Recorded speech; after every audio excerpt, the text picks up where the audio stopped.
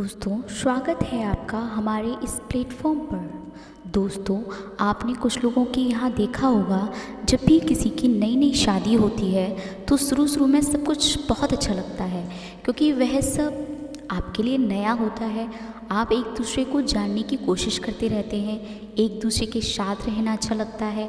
लेकिन शादी के कुछ दिनों बाद या कुछ सालों के बाद लोगों में कहा सुनी शुरू हो जाती है।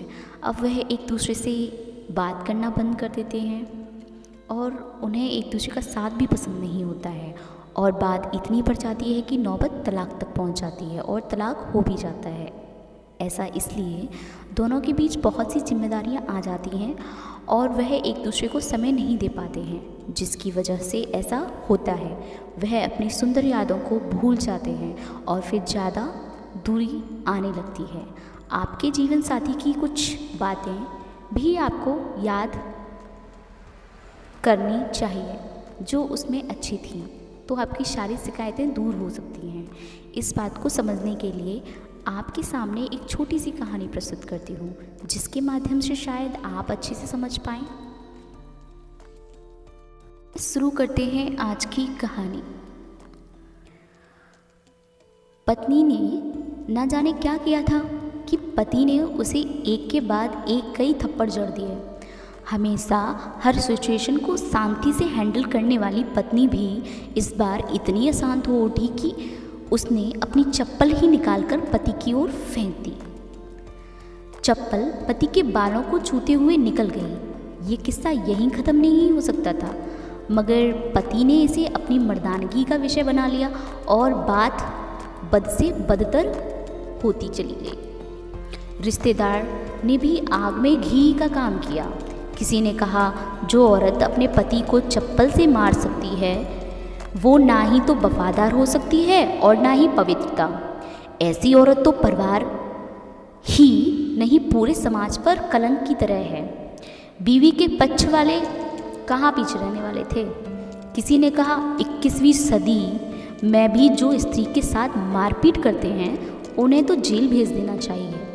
तो कोई कहता है ज़रूर उसको कोई और पसंद आ गई होगी, इसीलिए अब पत्नी से मारपीट करने लगा। बात कोर्ट तक पहुंच गई। दोनों पक्षों ने एक दूसरे के खिलाफ केस फाइल कर दिया। पति ने चरित्रहीन होने का तो पत्नी ने दहेज और शारीरिक उत्पीड़न का आरोप लगाया।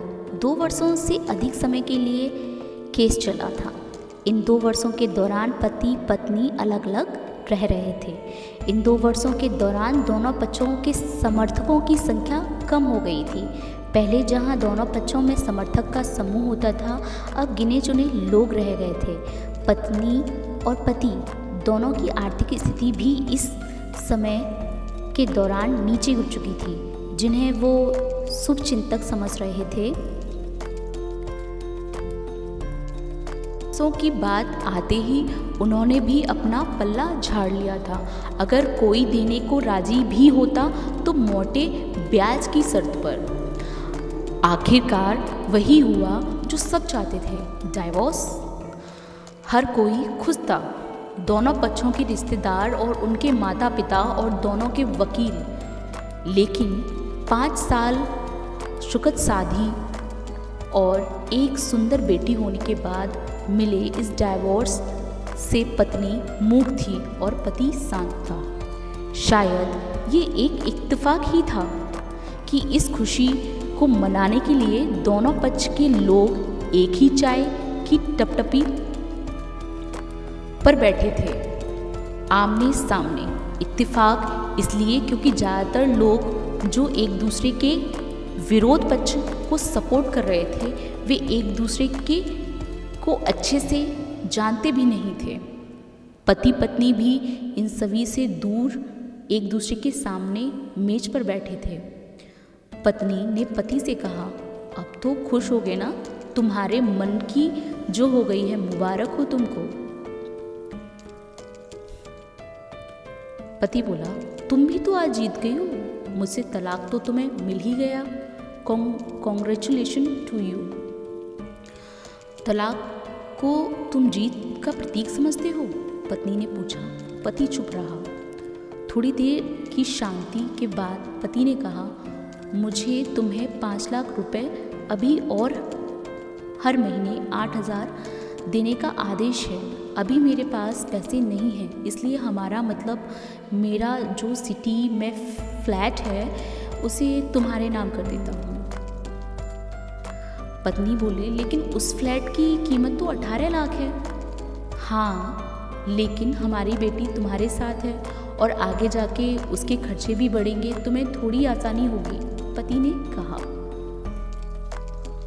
नहीं नहीं, मुझे सिर्फ 5 लाख ही देना और तुम हर महीने 8,000 तो देने ही वाले हो, मैं मैनेज कर लूँगी। अगर 5 लाख नहीं तब भी कोई बात नहीं, पत्नी बोली। दोनों फिर से शांत हो गए।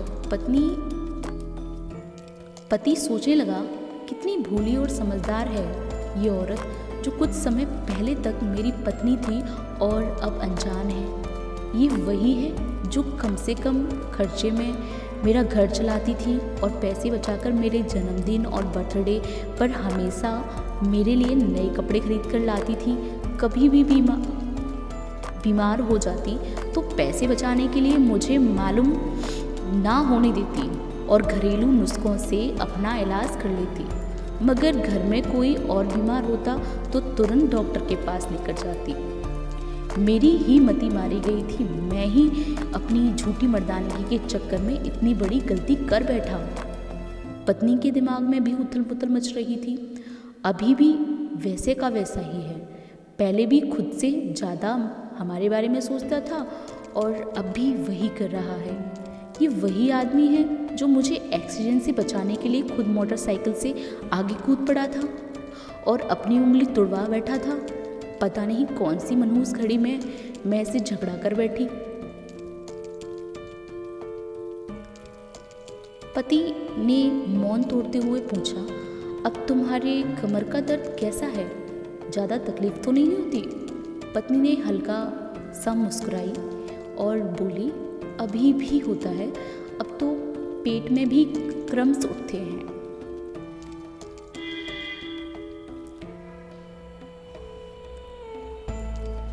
वो तो होगा ही, तुम योगा या कसरत भी तो नहीं करती हो। अब किसी गायनकोलॉजिस्ट को ज़रूर दिखा देना, पति ने कहा। तुम बताओ, तुम्हारा अस्थमा है अब क्या, कि अब भी दौरे पड़ते हैं? पत्नी ने पूछा। पति ने कहा, हाँ पड़ते हैं, पहले से ज़्यादा, क्योंकि अक्सर इनहेलर भूल जाया करता हूँ याद दिलाने के लिए, तुम जो नहीं होती वहाँ।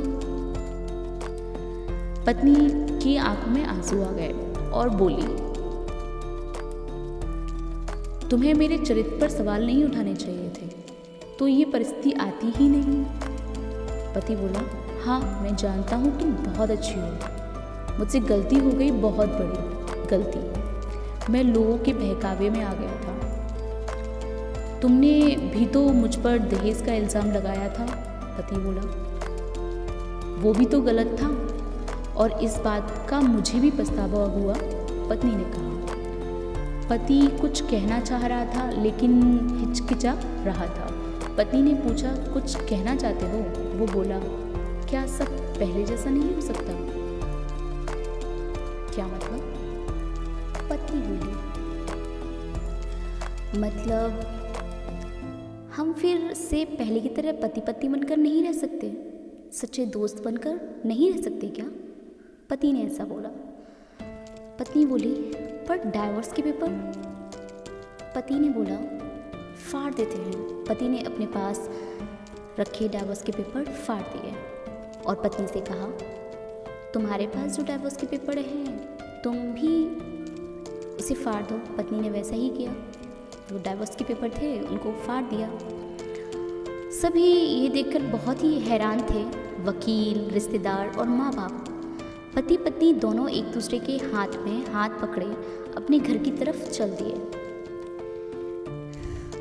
दोस्तों, ये कहानी उन हर पति पत्नी के लिए एक बड़ी सीख है जो छोटी छोटी बातों पर लड़ते हैं और इन झगड़ों को बड़ा बना के अलग अलग होने का डिसीज़न लेते हैं। प्यार और झगड़ा तो एक सिक्के के दो पहलू हैं। दोनों को स्वीकार करना होगा, तभी ये पवित्र रिश्ता उसकी मंजिल तक पहुंच पाएगा। तो दोस्तों, कैसी लगी आज की कहानी? आज की कहानी को आप कितने नंबर देना चाहेंगे कमेंट बॉक्स में ज़रूर लिखें। और अगर आपको हमारी ये कहानी पसंद आई है तो हमारे चैनल को लाइक, सब्सक्राइब और शेयर करना ना भूलें, ताकि आप हमारे आगे आने वाले वीडियो को मिस ना करें। हमारे साथ बने रहें। आपका दिन शुभ हो। धन्यवाद।